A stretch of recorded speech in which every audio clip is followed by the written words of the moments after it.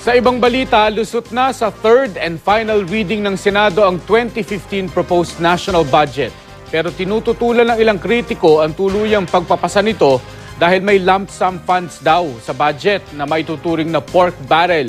Makibalita tayo kay Joy Segui. Sa botong 13-0, lumusot sa third and final reading ng Senado ang panukalang 2.6 trillion national budget. Pinakamataas ang budget ng DepEd na 325 billion pesos, sinundan ng DSWD, DILG, Department of National Defense at DOTC. Ang budget na inilaan sa Special Purpose Fund o SPF aabot na mahigit 484 billion pesos. Mas mataas pa sa departamentong bibigyan ng pinakamalaking pondo.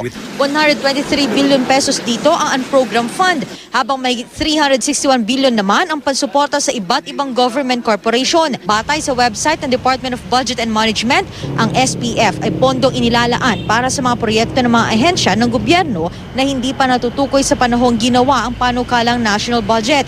Tanong ng ilang senador, hindi ba kapareho lang ito ng Disbursement Acceleration Program o DAP na idineklara ng unconstitutional ng Korte Suprema? Therefore, we cannot misconstrue this as a possible DAP source.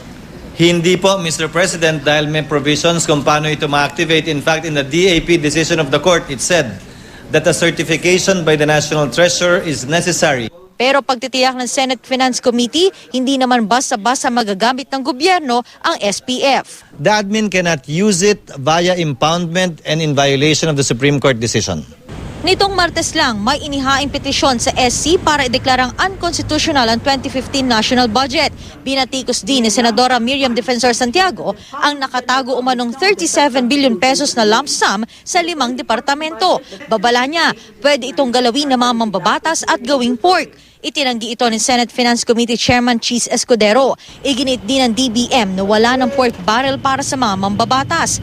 Pero nanindigan si Santiago, pwede pa rin daw panghimasukan ng mga mambabatas kung saan pwede gastusin ang lump sum money sa budget. Naniniwala rin daw siyang posibleng magkabenepisyo ang mga kaalyado ng Pangulo sa budget dahil pwedeng magamit ang pondo sa 2016 elections. This is the definition of pork barrel. Number 1, it comes from national funds. Number 2, it is a lump sum. And number 3, it is spent at the discretion of the legislator. If these 3 elements are present, it is pork barrel no matter what you call it. Wala pang bagong pahayag ang DBM kaugnay sa isyong ito. Joy Segui, Nagbabalita, Pilipinas.